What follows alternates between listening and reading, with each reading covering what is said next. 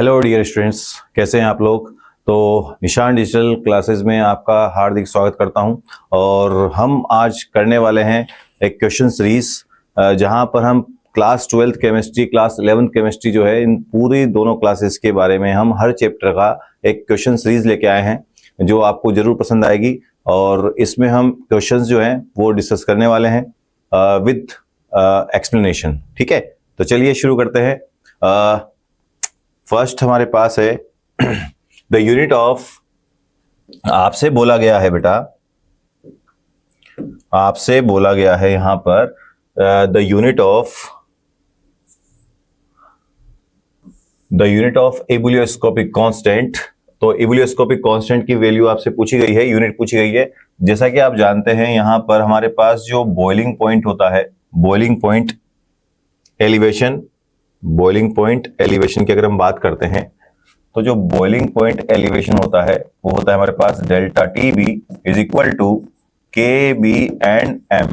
यहां पर जो के बी है उसी को आप बोलते हो एबुलियोस्कोपिक कांस्टेंट। ठीक है, जो कि एक टेम्परेचर मेजरमेंट के लिए काम आता है। ठीक है, तो अगर हम यहां पर के बी की यूनिट निकालना चाहते हैं तो हमें क्या करना पड़ेगा, जो मोलिटी है उसको डिनोमिनेटर में ले आना पड़ेगा।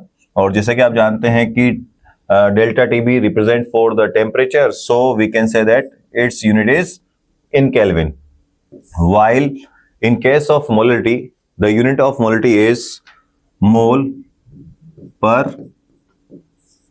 kg। so अगर हम इसको डिनोमिनेटर को न्यूमरेटर बनाने की कोशिश करते हैं तो यहां पर जो kb आता है, जिसको हम एबुलियोस्कोपिक कांस्टेंट बोलते हैं, उसकी यूनिट बनेगी केल्विन। किलोग्राम इनवर्स है, ऊपर जाएगा किलोग्राम में कन्वर्ट हो जाएगा, मोल ऊपर जाएगा, हो जाएगा आपके पास मोल इनवर्स में। So we can say that kelvin kilogram per mole. So this is the correct answer. Clear है। और अगर आप देखेंगे तो यहां पर केल्विन नहीं है, यहां पर आप देखेंगे तो केल्विन इनवर्स में है, इसलिए ये रॉन्ग हो गया। डी ऑप्शन में अगर आप देखेंगे तो केल्विन आ रहा है लेकिन किलोग्राम में क्या आ गया, हमारे पास इनवर्स आ गया।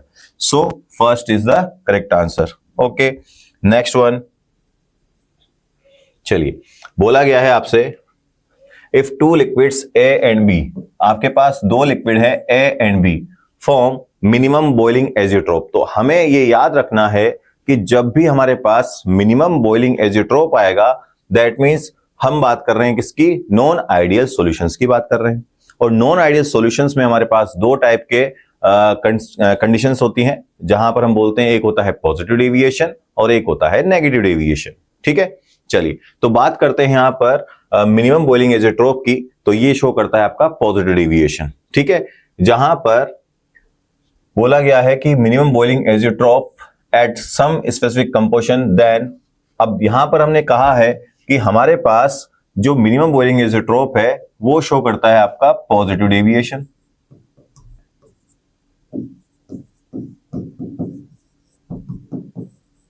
और पॉजिटिव डेविएशन की कंडीशन अगर देखें तो हमारे पास जो सोल्यूट सॉल्वेंट है और सोल्यूट के मॉलिक्यूल्स हैं और सॉल्वेंट के मॉलिक्यूल्स हैं, इनका इंटरेक्शन काफी ज्यादा होता है किससे, सोल्वेंट के इंटरेक्शन से। दैट मींस मिलाने से पहले सोल्यूट के इंटरेक्शन ज्यादा होगा, सॉल्वेंट का मॉलिक्यूल्स का इंटरेक्शन ज्यादा होगा। जब सोल्यूट को सॉल्वेंट में मिलाया तो वहां मिलाने के बाद आपके पास जो सॉल्वेंट का इंटरेक्शन होता है वो काफी कम आता है, और इसीलिए यहां पर वेपर प्रेशर ज्यादा बनने के चांसेस हैं। ठीक है, और यही रीजन है कि यहां पर हमें इसको क्या कहा जाता है, पॉजिटिव डेविएशन, क्योंकि वॉल्यूम जो है वो इंक्रीज हो जाता है। ठीक है, प्रेशर जो है वो काफी बढ़ जाता है। इस बिहाफ पर हम बोल सकते हैं कि ए बी का इंटरेक्शन बहुत कम है ए और बी से। तो देखिए, चेक करते हैं, A B interactions are stronger, A B interactions are stronger, जबकि यहां पर A B stronger, A B जो है वो क्या है, वीक है। So it is not a correct answer. Next one, vapour pressure of solution increases, yes, vapor pressure of solution increases because more number of molecules of liquid A and B can escape from the solution। ठीक है, अब यहां पर आप देखेंगे तो vapour pressure of solution जो है वो इंक्रीज हो रहा है because more number of molecules of liquid A and B can escape from the solution। आगे बढ़ते हैं, A B interactions are weaker than those of between A और बी। तो यहां पर आप देखेंगे तो बोला गया है वीकर, तो ये हमारे पास क्या होगा, डी जो है वो करेक्ट आंसर होगा। थर्ड ऑप्शन भी चेक करते हैं हम, vapour pressure of solution decreases because less number of molecules of only one of the liquid escape from the solution. नहीं, ये भी हमारे पास क्या है, एक रॉन्ग आंसर होगा। और यहां पर अगर हम देखें बी ऑप्शन को, तो बी ऑप्शन में हमारे पास number of molecules of liquid A and B can escape from the solution. नहीं, ए एंड बी नहीं आएगा, ए बी एक साथ आएंगे ना दोनों, क्योंकि वेपर एक साथ सॉल्यूशन की बन रही है, ठीक है, अलग अलग सेपरेट सेपरेट थोड़ा होंगे, इसलिए हमारे पास क्या होगा, ये D is the correct answer. बोलिए, बात समझ में आई बच्चों? चलिए आगे बढ़ते हैं नेक्स्ट क्वेश्चन की तरफ। बहुत प्यारे प्यारे क्वेश्चंस हैं। अगर आप सेकंड क्वेश्चन जो हमने अभी सोल्व किया है वो बहुत प्यारा क्वेश्चन है, तो आप जरूर करिए उसको, क्वेश्चन को, ठीक है। चलिए आगे बढ़ते हैं। बोला गया है आपसे, बोला गया है एट इक्विलिब्रियम, ठीक है, इक्विलिब्रियम आपके पास गिवन है, the rate of dissolution of a solid solute. मतलब आपने क्या किया है, सॉलिड सोल्यूट लिया है और सॉलिड सोल्यूट को क्या किया है, सॉलिड सोल्यूट को डाला है किसमें, सॉल्वेंट में, और सॉल्वेंट जो है वो है आपके पास वोलेटाइल। जैसा कि मैं आपसे पहले ही कह चुका हूं कि जब भी हमारे पास क्या होगा, वोलेटाइल की बात करेंगे हम, तो वोलेटाइल मतलब जिसकी वेपर बनाई जा सके, ठीक है, और नॉन वोलेटाइल सब्सटेंस वो होगा जिसकी वेपर नहीं बन सकती है। क्लियर? चलिए, तो यहां पर अगर हम देखते हैं, तो जब भी आप सॉलिड सोल्यूट को मिलाते हो सॉल्वेंट के अंदर, तो हमारे पास तैयार होता है एक सॉल्यूशन, और अगर उस सॉल्यूशन में हमारे पास जो सोल्यूट है, उस सोल्यूट के पार्टिकल्स क्या होते हैं, सेपरेट आउट हो जाते हैं। क्या हो जाते हैं, सेपरेट आउट हो जाते हैं, और सेपरेट आउट होने के बाद बनाते हैं वो क्रिस्टल। क्या बनाते हैं, क्रिस्टल्स, ठीक है, और इसी कंडीशन को कहा जाता है क्या, डिसोल्यूशन। तो less than the rate of crystallisation, नहीं, greater than the rate of crystallisation, बिल्कुल नहीं, equal to the rate of crystallisation, yes. अब ऐसा क्यों हो रहा है सर कि equal to the rate of crystallisation क्यों हो रहा है, क्योंकि देखो जितना हमारे पास क्या होगा, सॉल्यूट जो है वो डिसोल्व होगा किसमें, सॉल्वेंट में, ठीक है, और उतने ही सॉल्यूशन में हमारे पास उतना ही सॉल्यूशन बनेगा, और जब उतना ही सॉल्यूशन बनेगा तो उस सॉल्यूशन में से उतने ही मॉलिक्यूल्स जो है वो हमारे पास कहां जा रहे हैं, वापस क्रिस्टल बनने के लिए तैयार हो रहे हैं। दैट मीन्स जितना नंबर ऑफ जो हमारे पास सॉल्यूट मॉलिक्यूल्स हैं वो क्या हो रहे हैं, सोल्यूबल हो रहे हैं, उतने ही ज्यादा, उतने ही बराबर में उसमें से क्या हो रहे हैं, क्रिस्टलाइज भी हो रहे हैं। और इसलिए हम यहां पर क्या बोलते हैं कि जो रेट है वो क्या रहेगी, इक्वल रहेगी। That's why third is the correct answer. Zero तो कभी हो ही नहीं सकता ना, क्योंकि जीरो का मतलब तो यह है कि इक्विलिब्रियम कंडीशन नहीं आएगी, क्योंकि इक्विलिब्रियम कंडीशन का मतलब ही क्या होता है, रेट जो है वो इक्वल होती है। हम चाहे तो इस पूरे क्वेश्चन को इस तरह से ना देख करके ये भी बोल सकते हैं कि इक्विलिब्रियम का मतलब ही क्या होता है बेटा, जितने रिएक्टेंट जो है मॉलिक्यूल्स वो प्रोडक्ट में चेंज हो रहे हैं, प्रोडक्ट के मॉलिक्यूल्स उतने ही क्या हो रहे हैं, मतलब रिएक्शन जितनी फॉरवर्ड डायरेक्शन में जा रही है उतनी ही रिएक्शन बैकवर्ड डायरेक्शन में भी जा रही है, और इसी को हम क्या बोलते हैं कि दोनों की रेट क्या है, इक्वल है, दैट इज कॉल्ड इक्विलिब्रियम। चलिए आगे बढ़ते हैं। समझ में आया बच्चों? बहुत प्यारा क्वेश्चन है, और इसको हम डालते हैं यहाँ पर इंपोर्टेंट क्वेश्चन में। क्लियर है? तो इस बात का जरूर ध्यान रहे, इस तरह के क्वेश्चन जो हैं वो काफी प्यारे क्वेश्चन होते हैं, अच्छे अच्छे क्वेश्चन होते हैं, बिल्कुल आप लोगों की तरह, ठीक है। चलिए नेक्स्ट मूव ऑन करते हैं हम यहाँ पर फोर्थ क्वेश्चन की तरफ मूव ऑन करते हैं। क्या बोल रहा है क्वेश्चन, आपके पास है डाइल्यूट सॉल्यूशन। क्या है बेटे, आपके पास डाइल्यूट सॉल्यूशन है। Raoult's law states, Raoult law का जो लॉ है उसने क्या बताया कि the lowering of vapour pressure is equal to the mole fraction of solute. पहली बात तो हम राउल्ट्स लॉ की बात करते हैं डाइल्यूट सॉल्यूशंस के लिए।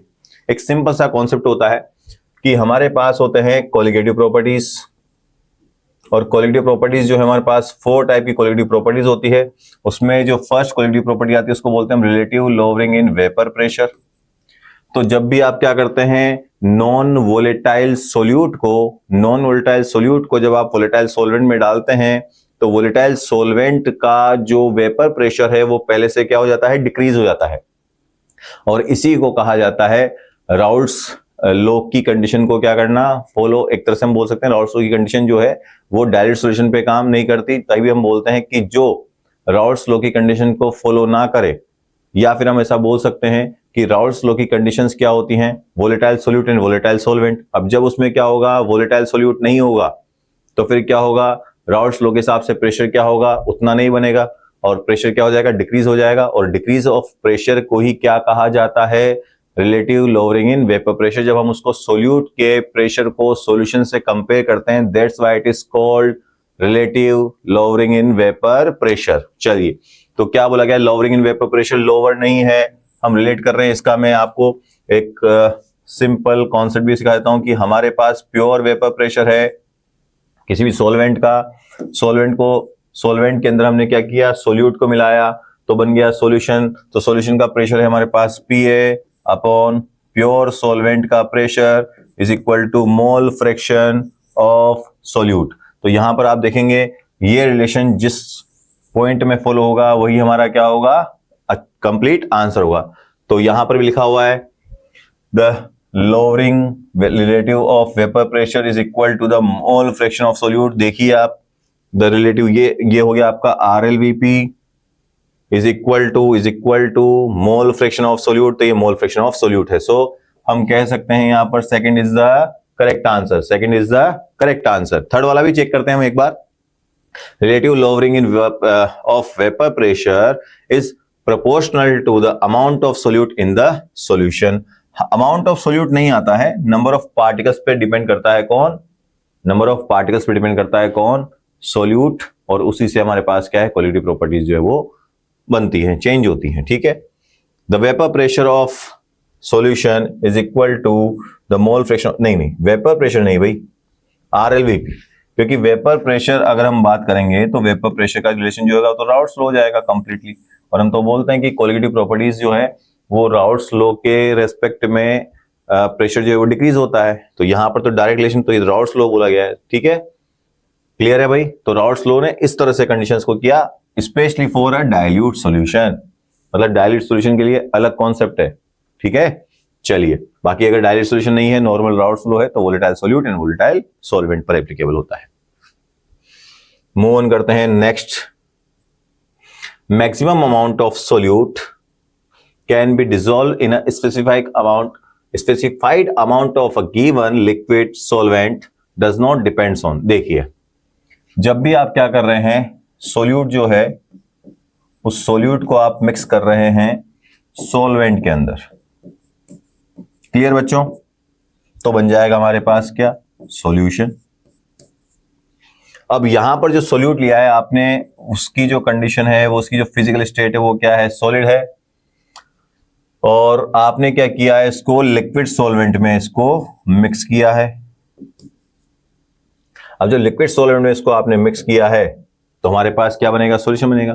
पूछा गया है डिपेंड किस पे करता है, तो जो सॉल्यूशन बनेगा वो किस पे डिपेंड करेगा, देखिए टेम्परेचर पे डिपेंड करता ही करता है, नेचर ऑफ सोल्यूट पर भी डिपेंड करेगा कि किस टाइप का नेचर है, अगर ये इसके अंदर सोल्यूबल है या नहीं है, इनसोल्यूबल है, दोनों का नेचर कैसा है, पोलर पोलर है या पोलर नॉन पोलर है या नॉन पोलर पोलर है।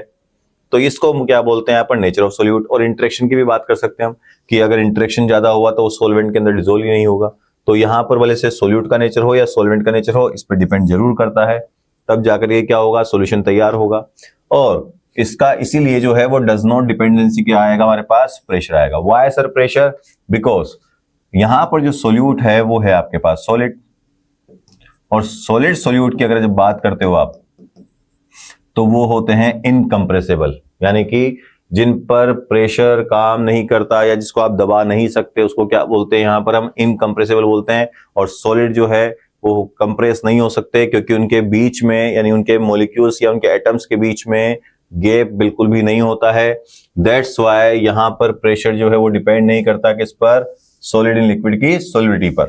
ठीक है, सॉलिडिटी जो है वो हमारे पास नो डाउट प्रेशर पे डिपेंड करती है, लेकिन प्रेशर पे डिपेंड तब करती है जब सोल्यूट जो है ना वो गैसियस हो। जब सोल्यूट जो है वो गैसियस फॉर्म में हो तब प्रेशर क्या करेगा, डिपेंड करेगा। और अभी फिलहाल आपको क्या गिवन है क्वेश्चन में, सॉलिड है, और इसीलिए pressure does not depend the solidity of solid in liquid. चलिए बोलिए, बात समझ में आई बच्चों, आगे बढ़ सकते हैं। चलिए, क्या बोला गया है आपसे, लो कंसंट्रेशन ऑफ ऑक्सीजन बोला गया है। ठीक है, low concentration of oxygen in the blood. अच्छा, ब्लड के अंदर ऑक्सीजन की क्या हो रही है, कमी हो रही है, एंड टिश्यू। अब जब हमें क्या होगा कि टिश्यूज के अंदर भी क्या होगा, फिर ऑक्सीजन की कमी आएगी, क्योंकि आपको पता है कि जो ब्लड है पूरे बॉडी में क्या होता है, एक्सट्रीमली फ्लो होता है। और ब्लड कहाँ जाता है, आपकी टिश्यूज के अंदर फ्लो होता है, जिससे हमारे जो ऑर्गन्स है वो क्या कर पाते हैं, वर्क कर पाते हैं, फंक्शन कर पाते हैं। अब जब ऑक्सीजन ही कम जाएगा तो फिर टिश्यूज में भी क्या होगा, ऑक्सीजन कम जाएगा, और जब ऑक्सीजन कम जाएगा तो क्या होगा, मल फंक्शनिंग हो जाएगी, यानी कि ऑर्गन जो है वो काम करना ठीक से बंद हो जाएंगे या कम हो जाएंगे, जिससे हमें घबराहट महसूस होती है, चक्कर आना महसूस होता है, ठीक है, उल्टियां भी हो सकती है पहाड़ों में जाने पर, इसलिए हमें उल्टियों का अनुभव होता है। ठीक है, तो क्या बोला गया है, ऐसा क्यों होता है? तो पहली बात, जब आप पहाड़ों में जाते हैं तो पहाड़ों में जाने पर वहां पर जो एटमॉस्फेरिक प्रेशर है, क्या होता है, जो एटमॉस्फेरिक प्रेशर है,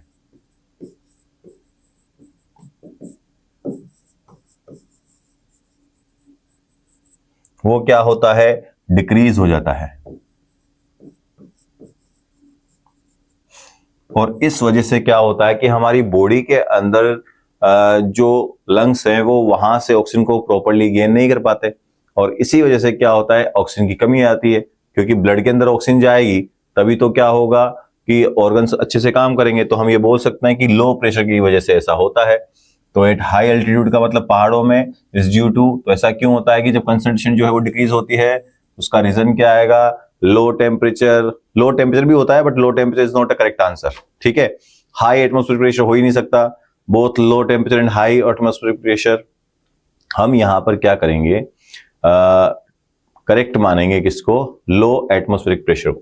क्योंकि अब ऐसा क्यों सर, तो ये रीजन जो है हमने दिया है किससे, हेनरीज लॉ से। और हेनरीज लॉ क्या बोलता है कि भैया जो हमारे पास प्रेशर है वो डायरेक्टली प्रोपोर्शनल किसके होता है, मोल फ्रैक्शन की। ठीक है, हेनरीज लॉ के अकॉर्डिंग, तो इसलिए प्रेशर पे काम करता है, इसलिए हम प्रेशर पे टिक करेंगे इसको। ठीक है, चलिए आगे बढ़ते हैं। सो क्या बोल सकते हैं हम इसमें कि हाँ, B is the correct answer. चलिए आगे बढ़ते हैं, नेक्स्ट क्वेश्चन की तरफ मूव ऑन करते हैं। चलिए देखिए,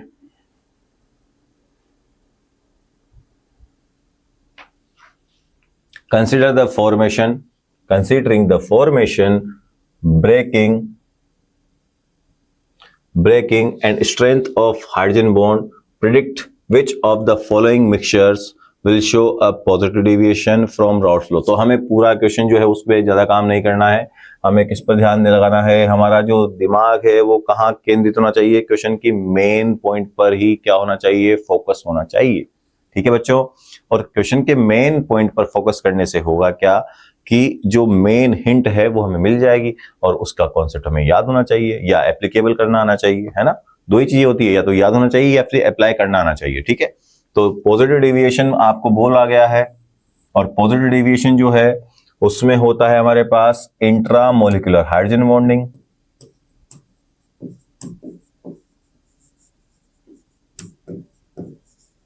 तो जहां पर होगी इंट्रामोलिकुलर हाइड्रोजन बॉन्डिंग वहां पर होगा आपका पॉजिटिव डेविएशन। और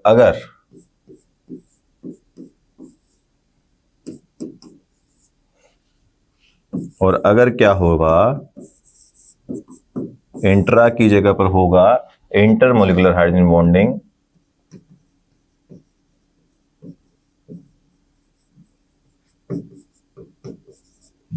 तो वहां पर लगेगा आपका नेगेटिव डेविएशन।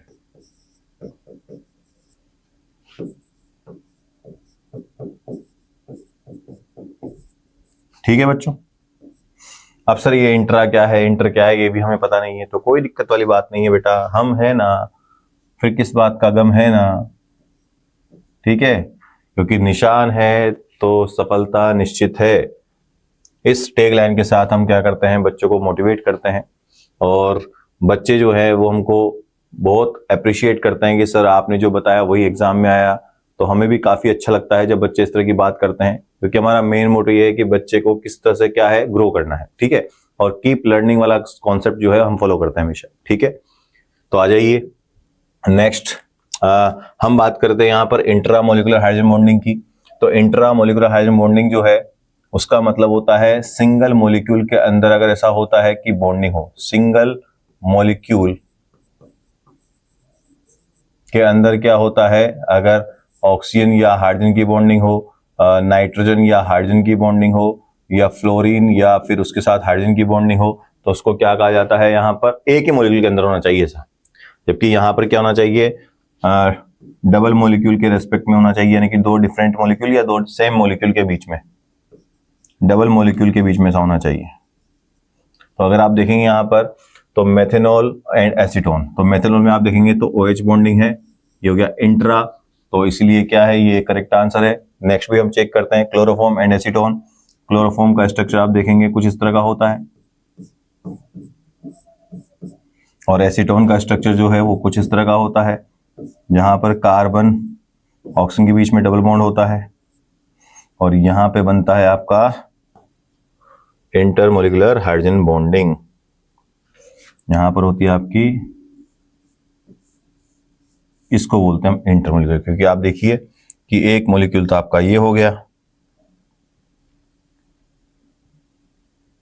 ठीक है, एक मॉलिक्यूल आपका ये वाला हो गया है, और एक दूसरा मॉलिक्यूल जो है आपका वो ये वाला हो गया है, और क्या इनके बीच में OH की बॉन्डिंग है, ठीक है, बट ये मॉलिक्यूल दो दो हैं, और इसीलिए दो मॉलिक्यूल के रेस्पेक्ट में जो बॉन्डिंग होती है उसको क्या बोलते हैं, इंट्रा। तो ये नेगेटिव का एग्जांपल है, so it is not a positive deviation. Nitric acid and water, nitric acid का स्ट्रक्चर आप देखते हैं, कोऑर्डिनेट बॉन्ड के साथ क्या होता है, डबल बॉन्ड विद ऑक्सीजन होता है, एंड O की बॉन्डिंग होती है H के साथ, और वाटर जो है वो तुम्हारे पास है ही सही H2, यहाँ पर इसकी बॉन्डिंग हो जाती है, ये भी एक तरह से नेगेटिव डेविएशन का एग्जांपल है। देखिए आप, ये एक सिंगल मॉलिक्यूल हो गया, ये दूसरा मॉलिक्यूल हो गया, दोनों के बीच में क्या हो जाएगा, ये बॉन्डिंग हो जाएगी, तो इसको क्या कहा जाएगा, हाइड्रोजन बॉन्डिंग कहा जाएगा, बट इंटरमोलिकुलर। तो ये ऑप्शन भी नेगेटिव डेविएशन का एग्जांपल है। फिनोल एंड एनिलीन, ये बहुत प्यारा एग्जांपल है, इसको आप टिक भी करिए, बहुत प्यारा एग्जांपल है फिनोल एंड एनिलीन। चलिए आइए, फिनोल के स्ट्रक्चर में अगर आप देखेंगे तो फिनोल में आपको क्या दिखेगा बेटा, OH की बॉन्डिंग दिखी। एनिलीन की बात करेंगे तो यहां पर क्या होगा, नाइट्रोजन के रेस्पेक्ट में हाइड्रोजन भी होगा, और इस तरह से क्या होगा, ये डिफरेंट मॉलिक्यूल के बीच में क्या बनेगी, बॉन्डिंग बनेगी, और ये भी एक तरह से हमारे पास नेगेटिव डेविएशन का एग्जांपल है। That's why first is the correct answer. Clear बच्चों, मैंने हर एक ऑप्शन को यहां पर मेंशन किया है, ऐसा नहीं है कि 7 का फर्स्ट ऑप्शन था उस पर टिक कर दिया चलिए आगे बढ़ते हैं, नहीं, आपको चारों ऑप्शन चेक करना आना चाहिए, हमें रटना नहीं है, हमें कॉन्सेप्ट पे काम करना है, इस बात को जरूर ध्यान रखिए आप लोग, ठीक है, ठीक है प्यारे बच्चों, आगे बढ़िए।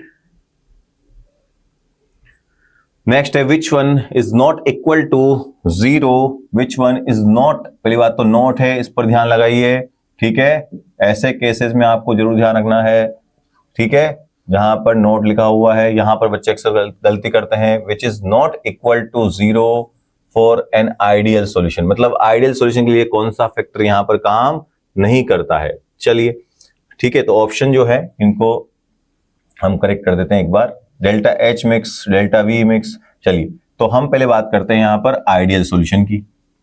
राउल्ट्स लॉ के अकॉर्डिंग जो भी राउल्ट्स लॉ की कंडीशंस को फॉलो करता है बेटा, उसी को हम क्या बोलते हैं, यहाँ पर आइडियल सॉल्यूशन बोलते हैं। और राउल्ट्स लॉ की जो कंडीशन है वो क्या है, फर्स्ट जो है कि राउल्ट्स लॉ को क्या करना चाहिए, ओबे, यानी राउल्ट्स लॉ की सारी कंडीशंस को फॉलो करना चाहिए जो भी आइडियल सॉल्यूशन है। दूसरा केस होता है कि जब भी आप सोल्यूट को सॉल्वेंट के अंदर मिक्स करते हैं तो उस दौरान जो बनता है सॉल्यूशन, ठीक है, वो इन दोनों का सम के इक्वल होना चाहिए वॉल्यूम, इसलिए हम बोलते हैं कि डेल्टा V मिक्स जो है वो क्या होना चाहिए, इक्वल टू 0 होता है। ये फर्स्ट सेकंड कंडीशन हो गई। थर्ड कंडीशन की अगर बात करें हम यहाँ पर, तो जब भी आप क्या करते हो, सोल्यूट को सॉल्वेंट के अंदर मिक्स करते हो बेटा, तो जब सॉल्यूशन बनता है तो उस केस में एनर्जी जो है, यानी कि जो हीट है या एनर्जी किसी भी फॉर्म में हो सकती है, वो रिलीज भी नहीं होना चाहिए और ना ही गेन करना चाहिए, ना तो एक्सोथर्मिक होना चाहिए ना ही एंडोथर्मिक होना चाहिए, यानी कि सिस्टम से एनर्जी बाहर भी नहीं जानी चाहिए और सिस्टम में एनर्जी अंदर भी नहीं आनी चाहिए, मतलब हीट चेंजेस बिल्कुल भी नहीं होना चाहिए। That is delta H mix is equal to, मैं क्या बोल सकता हूं, 0। चलिए, एंड फोर्थ जो कंडीशन आती है, ठीक है, उसको हम बोलते हैं यहाँ पर डेल्टा एच मिक्स, और यहाँ पर डेल्टा एस का मतलब है एंट्रोपी, यानी मिलाने के बाद एंट्रोपी बढ़ रही है या घट रही है, इस चीज को बताने के लिए हम क्या बोलते हैं, एंट्रोपी मिक्स का इस्तेमाल करते हैं। और एंट्रोपी जो है हमेशा क्या होता है, इंक्रीज होती है, दैट इज कॉल्ड पॉजिटिव। चाहे तो हम एक और पॉइंट को यहां पर डिस्कस कर सकते हैं जो ऑप्शन में नहीं है, जिसको हम बोलते हैं यहां पर गिव्स फ्री एनर्जी, क्योंकि स्पॉन्टेनियस प्रोसेस होगा तो क्या होगा बेटा, नेगेटिव होगा। ठीक है, तो डेल्टा जी की वैल्यू नेगेटिव होगी for spontaneous process, delta S positive होगा, डेल्टा एच जीरो होगा, delta V mix is equal to क्या होगा, जीरो होगा। ठीक है, और राउल्ट्स लॉ की कंडीशन को क्या करेगा, वो फॉलो करेगा, तो उसी को हम यहाँ पर क्या कहेंगे, आइडियल सॉल्यूशंस कहेंगे। क्या कहेंगे हम यहाँ पर उसको, आइडियल सॉल्यूशन। तो ये आइडियल सॉल्यूशंस की मैंने सारी कंडीशन यहाँ पर आपको मेंशन कर दी है। ठीक है, चलिए, तो delta H is equal to zero, ये करेक्ट है। Delta V mix is equal to zero, ये भी करेक्ट है। डेल्टा वी मिक्स क्या होता है, पॉजिटिव होता है, ये हमारे पास इनकरेक्ट है, नन का तो सवाल नहीं उठता है। सो इसके बिहाफ पर जो है वो आएगा आपका ऑप्शन नंबर, ऑप्शन सी जो है इसका करेक्ट आंसर होगा। मतलब एक तरह से है तो इनकरेक्ट, लेकिन क्वेश्चन के बिहाफ पर उसका नाम क्या होगा, सी आएगा। ठीक है बच्चों, आगे बढ़ते हैं।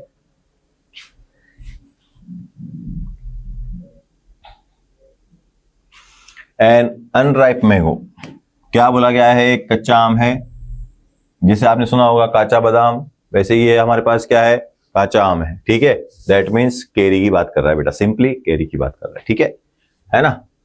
ओके, प्लेस दो बार टाइप हो गया, कोई इशू नहीं है। Place in a concentrated salt, unripe mango को कहां प्लेस किया है आपने, अनराइप मैंगो को आपने प्लेस किया है किसके अंदर, सॉल्ट सॉल्यूशन के अंदर। किसके अंदर बेटा, सॉल्ट सॉल्यूशन के अंदर। और सॉल्ट सॉल्यूशन के अंदर प्लेस करने से क्या होगा कि जो मैंगो है उसकी साइज जो है, उसकी साइज में क्या आएगा बेटा, डिक्रीमेंट आएगा, मतलब वो क्या हो जाएगा, श्रिंक हो जाएगा। क्या हो जाएगा बेटा, श्रिंक हो जाएगा। ऐसा क्यों होगा, क्योंकि उस मैंगो के अंदर से वाटर मॉलिक्यूल जो है वो कहां जाएंगे, बाहर जाएंगे।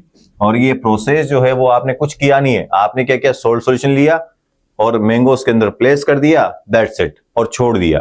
तो थोड़ी देर बाद क्या देखते हो आप, उस मैंगो के जो आउटर शेल है, जिसको आप क्या बोलते हो, सेमी परमिएबल मेम्ब्रेन बोलते हो, उस सेमी परमिएबल मेम्ब्रेन से क्या होता है, पानी के मॉलिक्यूल्स यानी H2O के मॉलिक्यूल्स बाहर जाते हैं। और जब भी किसी में से, अगर किसी भी सब्सटेंस में से मॉलिक्यूल्स बाहर जाएंगे तो उसका साइज क्या होगा, श्रिंक होगा। साइज क्या होगा बेटा, श्रिंक होगा।